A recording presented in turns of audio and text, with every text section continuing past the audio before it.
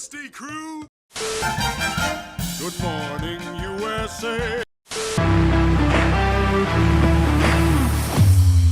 Good morning, sports fans. I'm Thomas. And I'm Cameron. And we're back after the fall break, and it's good to be back in the Sports Media Center. Incredible. Cam, before we begin, though, I got to ask you, are you a morning shower or an evening shower kind of guy? I'm a morning shower type of guy. You know, like if I take a shower in the night one, I get crazy bedhead the next morning that's impossible to put down. Exactly.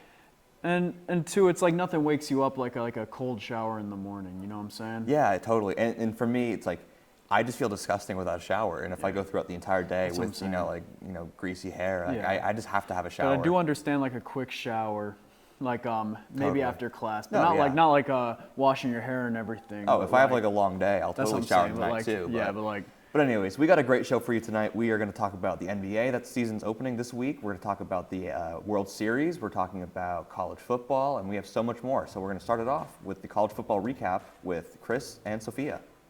All right, our college football Week 9 recap is here. I'm Chris. I'm Sophia. And if you're a Syracuse sports fan, you probably turned on the television and didn't see any Cuse football this week. But we've got a lot of good things to talk about today. We got our games of the week, surprising good games and surprising bad games. But we should start with the surprising good games. And for Sophia, what was your good game of Week 9? My surprising good game was when Georgia beat Texas 30-15. Texas got handed its first loss of the season. Georgia held the Longhorns to only 38 yards and no points in the first half. While Texas fought their way back to make the score 23-15, the Bulldogs were able to hold them down the rest of the way. This game moved Georgia up to number 2 and Texas down to number 5. Georgia has a bye week this week, but they will be back in action next Friday against an unranked Florida team, so they will look to continue their dominance. Now, I feel really good because the last time we were here, I said that Georgia was going to win the SEC, and honestly, it's looking really good so far. Yes, they do. Yes, they did lose to Alabama, and A&M and LSU are still the only undefeated teams in the SEC, but I just feel like they're a top dog, and it was so satisfying to see them beat Texas. Really good. My actually surprising good game of the week was Miami versus Louisville. Very, very high scoring game. 97-point score between the two, 52-45. Miami. We also saw nearly 1,000 total yards of offense between both teams. 4 lead changes, right? And Cam Ward and Tyler Shaw both balled out, both with over 4 touchdown passes and over 300 yards. So I would say that was definitely my game of the week. And it's just insane because Miami just continues time and time again to come back and stay in games and deliver wins. What was your bad game of the week, Val? My bad game was Michigan versus Illinois when Michigan lost 21-7. Jack Toe made his first start of the season for Michigan and played very poorly. He took 5 sacks and threw an interception into the red zone while Michigan had that deficit of 21-7. He was really inaccurate with his throws, and Michigan will look to make yet another quarterback switch. Aside from the sloppy quarterback performance, special teams also performed in a rough game with bad punts and blocked field goals. With this loss, Michigan is now unranked for the first time since September of 2021. That's definitely very, interesting to think about. For so long, Michigan, right, has been ranked as Harbaugh. Now he's gone, and now the situation in Michigan has significantly changed. And also, I'm kind of like an impressive loss for Illinois, but also those uniforms were also just as impressive. The helmets, 2 hours for each individial helmet. That is pretty cool. But my bad game of the week was Nebraska versus Indiana, just a thrashing by the Hoosiers, 56-7. Raiola, 3 picks, just not a good day for Nebraska. Beginning of the year, I was saying to myself, Nebraska, they might actually be a good team in the Big Ten this year. Raiola, the freshman, a lot of exciting news around him. Kind of plays like Mahomes. I guess you could say he's a wannabe. But so far against top-ranked teams, Nebraska has not looked good. They're 0-2, their second loss against Indiana. So they're going to have to clean that up. But really good for Indiana, right? Indiana, they just continue to just win, stay on top, and keep climbing up in the rankings. And now, finally, what is your game of the week? My game of the week was University of Central Florida versus number 9 ranked Iowa State. UCF lost in a close game with a final score of 38-35, but I think there were lots of positives to look on for that team. Their running back RJ Harvey had a season-high 196 rushing yards, and the Knights picked off 2 interceptions and ran one in for a touchdown. With this, Iowa State continues their domination, but UCF gained some positives in their game.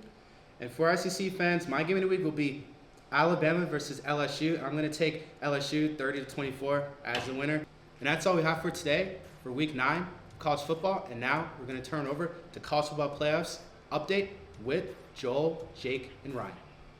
Apparently, I can't tie a tie. That's why our analyst Ryan Kroger's here. You know what I also can't do? Detail the college football 12-team playoff. That's why our analyst Joe Palacic is here. The new 12-team playoff format features the top 4 conference champions receiving first-round byes.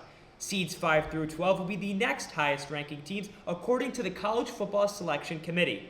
The top 4 non-Power 4 conference team will also get a bid to the playoffs. Currently, Oregon, Georgia, Miami, and Iowa State all receive first-round byes and are seeded 1 through 4 accordingly.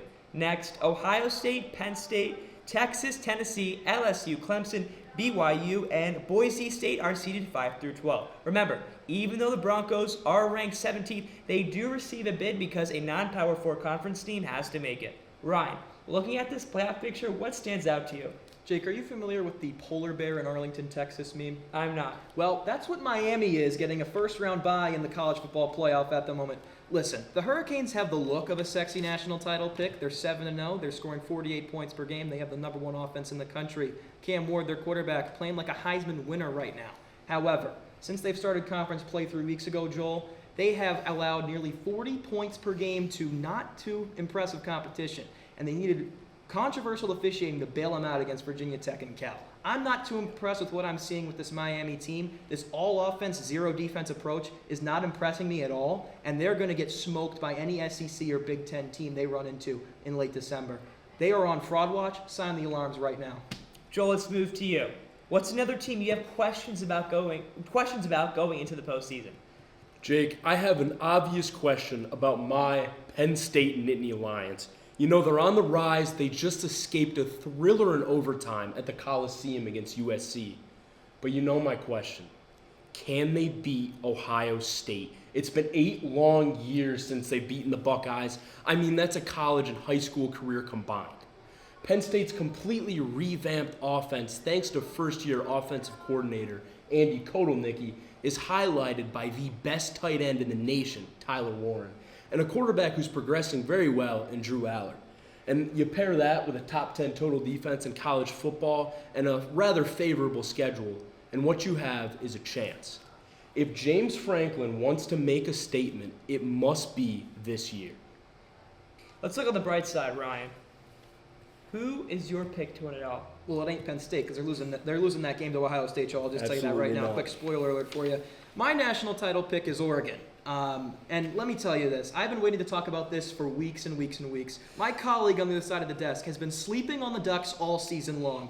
Now let's take a look at what their resume is right now, Joel. 7-0, the number 1 team in the nation. They beat the Ohio State Buckeyes, which your Nittany Lions definitely will not do. And they have the best point differential of any team with a top 5 win this year. That includes Georgia, Alabama, and a couple other national title contenders. Dan Lanning, such a great coach. He has the NCAA changing the rules in the middle of the year. The Ducks are not a team that wants to be trifled with, and I could not be more optimistic about my preseason picks' chances to win the Natty. Joel, who is your pick to bring the trophy home? Well, first, Jake, I got to tell Ryan, we'll see what happens November 2nd. That's all I'm going to say. But I was wrong about Oregon, I'll admit it. But give me the Georgia Bulldogs, Jake. The number 2 ranked team in the country answered all doubts as they had a dominant road victory against the former number 1 team, Texas. Their loss to Alabama has been pulling them down with how the Crimson Tide has been struggling. But Georgia, in my opinion, is becoming the gold standard of college football. There is no doubt in my mind that Kirby Smart will have his guys ready come December. That'll do it for the college football playoff update. From Ryan Croak and Joe Palacic, I'm Jake Bowen. Let's send it over to Tony, Jack, and Ethan for the World Series preview. Thanks, guys. Welcome to the Good Morning Sports Fan MLB update. I'm Jack Ziskin alongside Tony Smith and Ethan Koppelman. And guys, it's been a battle of David and Goliath all postseason. First, the Detroit Tigers. We got Tony the Tigers fan right here. We had Detroit coming in on a Cinderella run. They beat Houston despite fielding a roster that had less in terms of combined salary. They had They were paying less money to their entire roster than Astros reliever Josh Hader. Then you get the New York Mets, a rebuilding team. They go on a run. They make it all the way to the NLCS, and the Magic runs out in Queens. And they're going home now. And now it's just Goliath versus Goliath. It's the LA Dodgers. It's the New York Yankees. And Tony, let's dive in. This is the 12th time these teams are meeting in the World Series. Yeah, and if you look at their record, since the Dodgers moved from Brooklyn to LA, the series has been tied 2-2 between LA and New York, with LA winning the last one with a nice little walk-off homer from Kirk Gibson. In the end, I just don't think they have enough power to go against the Bronx Bombers right now. The middle of that lineup is devastating when you get to Soto, Aaron Judge, Giancarlo Stanton, and not to mention Torres, who's been tearing it up for the Yankees. He's got a batting average of 297. He's got 11 hits, 5 RBIs, 9 runs. And then you still got Stanton battling Mr. October with the numbers he's been hitting. Obviously, Reggie Jackson's not going to give that title away, but he's been making it pretty hard not to consider him for a new designation. But that being said, I just don't see the Dodgers having a chance against the Yankees right now. I'm in the same boat as you. You know, the Dodgers had to close out against the New York Mets with a bullpen game. Obviously, pitching has been an issue. But it's the Shohei Ohtani show, and I can't stress that enough. This is the best player in the world. If you're naming the top 3 players in baseball, it's Shohei Ohtani, the batter, Shohei Ohtani, the pitcher. And then the third one is probably Aaron Judge or Juan Soto. And Ethan, I know you got the Dodgers here. Yeah, I do. You talked about, Tony, the Yankees' firepower. I think the Dodgers have more. The main 2 guys, Ohtani and Betts. Both of those guys still didn't win an award in the NLCS. That went to Tommy Edman, who's the hottest hitter in their lineup. They have Will Smith, one of the best hitting catchers in Major League Baseball, Teoscar Hernandez, having a very good season too, really revitalizing his career in a way. Max Muncy hit for a ton of power in the last series. And don't forget about Freddie Freeman. He's still hobbled on his leg. That has not impacted his hitting ability when he's been in the series. Report came out today. He has an 100% go for Game 1. I think the Dodgers have more firepower in terms of offense, and I think pitching, they've gotten through it thus far in the playoffs, and I think they're going to continue to. Well, I do have to. We should mention that, you know, it's a trio of Buehler, Yamamoto, and excuse me for a moment. Jack Flaherty. Jack Flaherty, the acquisition from Detroit. Look, Detroit made the playoffs without Flaherty for a reason. I'm not sure you can count on him. He was uneven in the Mets series. And, you know, we talk about that Yankees rotation, too. It hasn't been bad. They're getting rode on. Wait, can I interrupt you for a second? Do you think Flaherty made the Tigers a worse team? He was of a course near all-star. Of course they didn't make it. He So didn't what's the make them a argument worse there? team. It's not an argument. It's just they were able to make it without him for a reason. He's been an uneven performer. But would they have been better at the second half of that Jack Flaherty? I think they would have been. You can make that argument, but either Yeah. way, Tony, the Tigers fan, will tell you they made it, and I'm gonna beat that joke until it's dead, obviously. But like, you know, that's the reality. They made it without Flaherty. Yeah. He's a key part of this Dodgers rotation. My argument would be, if you can make the playoffs without Jack Flaherty, well, you can certainly make the World Series with him, but I don't think he's enough to carry them. And with that, we're gonna send it over to Stacy, Teddy, and Tommy. They got NBA opening week. We're approaching the close of our season. Thanks so much for watching, guys. Thanks, guys. I'm Teddy Caputo. I'm Tommy Rooney. I'm Stacy Carter II. And we are here with the NBA season underway. The first game of this season is a potential Eastern Conference Finals matchup, that being the Boston Celtics versus the New York Knicks. And that's just one of many storylines that we are seeing this NBA season. There's so many that we can look at. And guys, I know there's a few that we've been talking about. So what are some of the NBA storylines that you're looking at as the season unfolds? I mean, I think that the main storyline, especially going into this week, that everybody is thinking about is Bronny and Bron sharing the court together, officially not in the preseason and regular season for the first time. Brian Windhorst reported today that at the game is going to be Ken Griffey Jr. and Ken Griffey Sr. So chances are that wouldn't be happening unless Bronny's going to play. So I feel like that's definitely going to be a historic moment. Will Bronny play that much this year? Will he be that effective? Probably not. But this will be a very cool thing to see. So I think that's something to watch. Yeah, and I'm pretty sure the Ken Griffey Sr. and Ken Griffey Jr. were the first father-son duo in the MLB. Yep. This is the first father-son duo in the NBA. So Absolutely. very interesting to watch, and history is being made. Stacey, what about you? I'm going to be looking at the trade wins, the trade deadline. There could be some star players on the move this season. I'm looking at Brandon Ingram. Surprisingly, I'm going to give you a name, surprisingly, Miles Bridges over there with the Hornets. those could be players on the move, and in particular for the Western Conference, because I don't think the Western Conference has a clear-cut favorite. Anybody could come out the West, and one of those teams got to make a move in order to separate themselves. I'm looking at teams like the Nuggets, who looking to get back to the finals. The Lakers, who for years got to make a move before the trade deadline to keep up. The Dallas Mavericks, who were a 5th seed last year. Even though they made it, they were a 5th seed nonetheless. And then also going to the East, I'm looking at the Miami Heat, who could lose out on Jimmy Butler after the season is over with. So them making a move, them returning to the playoffs and competing going forward is very vital for them to keep Jimmy Butler going forward. Mm-hmm. Yeah.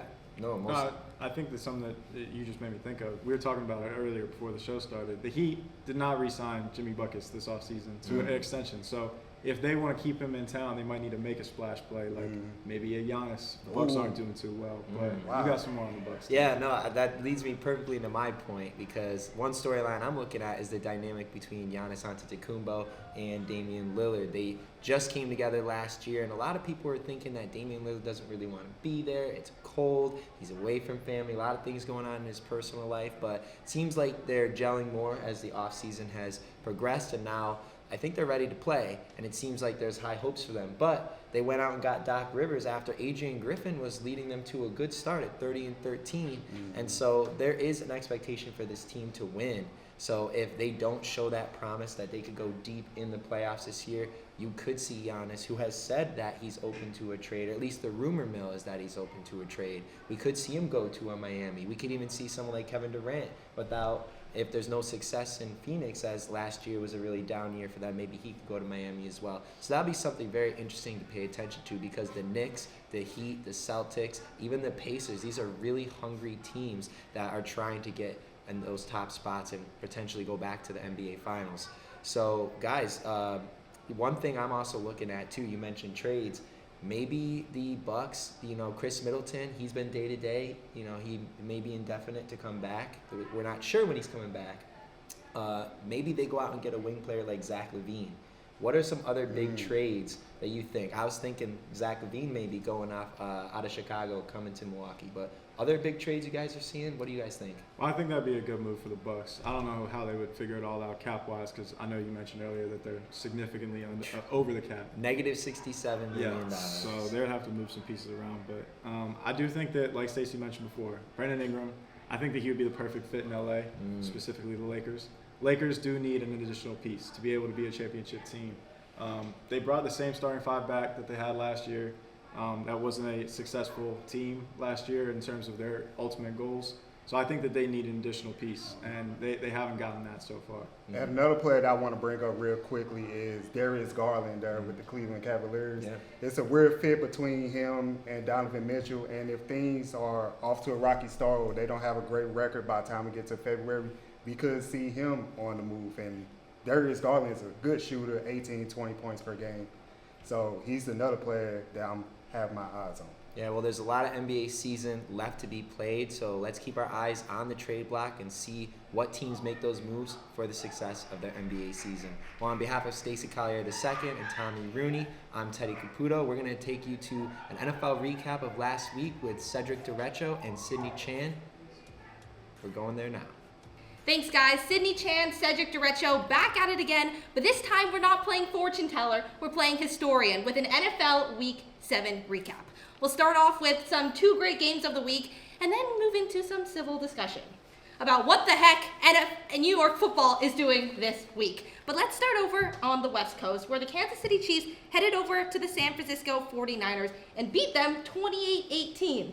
Now, the Chiefs have really gotten a sense of the San Francisco 49ers number and their play over these last couple years, honestly, beating them in Super Bowl 54 and beating them in Super Bowl 58 as well. And now the Chiefs are the only unbeaten team in the league. Cedric, what were your thoughts after watching that game?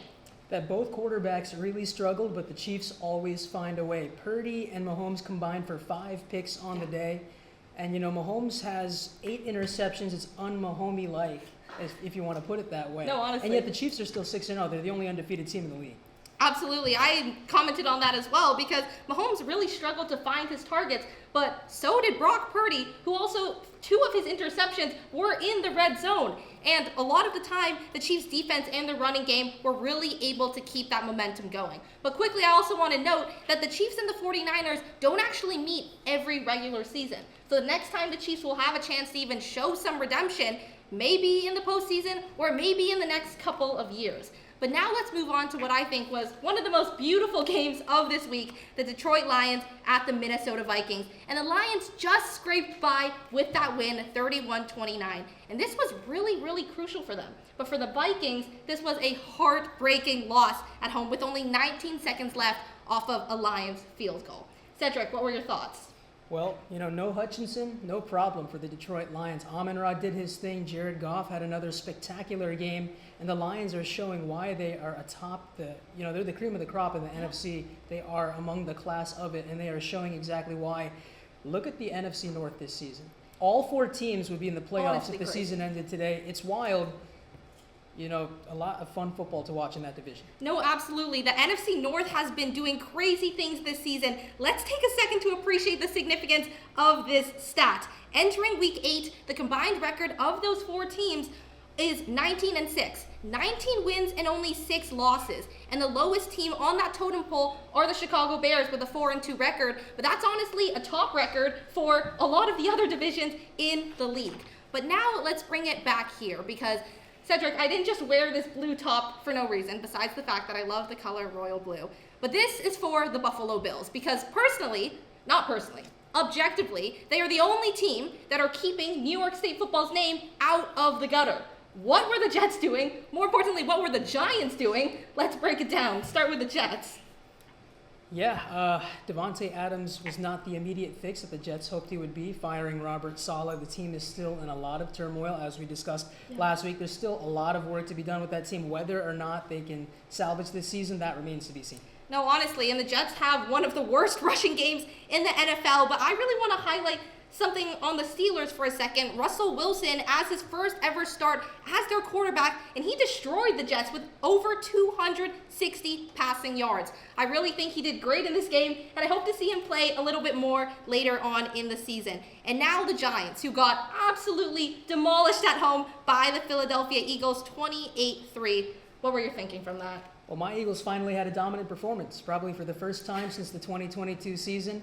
They're known for those close, nail-biting victories these last couple years, so it was good to see the Eagles play complementary football, both sides of the ball. Offense was clicking, defense was clicking. It was a good day for Birds fans. And I mean, honestly, let's highlight another player, running back Saquon Barkley, who showed up big time in an Eagles jersey for his first time visiting New York since leaving the Giants. He rushed for nearly 180 yards and scored a touchdown. And he had more total offensive yards as an individual player than the Giants as an entire team. An absolute embarrassment for the Giants. But we're not going to leave you with a bitter taste in your mouth because like people like a sweet treat, at the end of a day, I really, really like seeing the Bills dominate over the Titans. Yeah, Josh Allen hasn't thrown an interception this year. What a turnaround compared to last year. He's going to be in the MVP race along with Lamar Jackson, who threw 5 touchdowns last night. So, it's going to be a lot of fun football to watch in the AFC. You've got the Chiefs, of course, who's undefeated, and then now the Bills are right in the conversation along with the Ravens.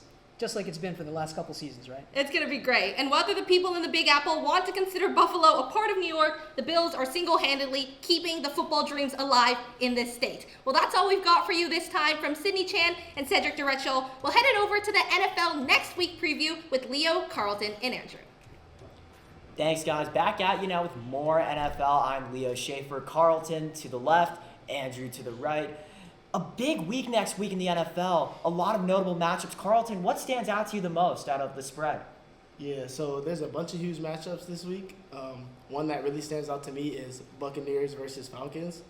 You have 2 really high-powered offenses, one led by Kirk Cousins, the other led by Baker Mayfield. The Bucs are a little injured at receiver right now, which could be problematic for them. But I think these 2 high-powered offenses would be a great game, actually. Great. Well, we just need to see their rushing game with Rashad White, Bucky Irving, and Houston native Sean Tucker. He had a great game against the Saints. Hopefully he could turn it up a notch against the Falcons. I'd need that personally as a Saints fan. Andrew, what about your opinions for the game? I think that it's going to be a game won in the trenches. Atlanta has the 9th worst rushing defense. They're allowing around 137, 140 rushing yards per game, and Tampa Bay is averaging about that much. So with the trio in the backfield, with Evans and Godwin out, expect to see a ground and pound for Tampa Bay. I like your analysis right there. Another game that I really want to dive into is Seattle and Buffalo, two teams that definitely could seem like some playoff teams in the future. Carlton, any thoughts? Yeah, I mean, you got two teams fighting for a playoff spot in two very tough divisions. I mean, it should be a good one, yeah. Seattle started 3-0, then lost 3. They won last week, but should be interesting to see how they face against Buffalo, and especially Josh Allen, who has been phenomenal. Andrew, any thoughts on that? Yeah, it's actually a very important game for Seattle, as they are currently in first of the NFC West, and they can bridge this lead with the Niners playing a tough opponent this week and losing their stars. But I think the big thing for Seattle is their passing game without DK Metcalf. Tyler Lockett's going to have to step up. Expect JSN to get a lot of targets, and the run game with Walker and Charbonnet will be as good as ever. You're right. Metcalf did get carted off last week with an injury. Hopefully, Lockett and Jigba and the rushing game could provide what is needed for the offense. While we have time remaining, Cowboys 49ers, although both teams seem to be very overrated this year, it is a long-standing rivalry. What are your thoughts? I mean, two overrated powerhouses, in my opinion. I mean, Cowboys very underwhelming this year. Dak, after he got the contract, he's not been playing too well. I know Brock Purdy has a couple of his receivers down. I think it'll be a good. Needless to say, both quarterbacks have not had their strongest seasons. Andrew, any final thoughts while we have time? It's going to be a very defensive matchup with both offenses struggling, and especially San Francisco struggling with injuries. And the question is, can Dallas get their run game going? I love your analysis on that game, too. You are spot on today, Andrew. That's all we have time for. We are going to send it to the outro. Thank you guys for watching another episode of Good Morning Sports Fans. Again, I'm Cameron. And I'm Thomas. And we'll see you next week. Take care.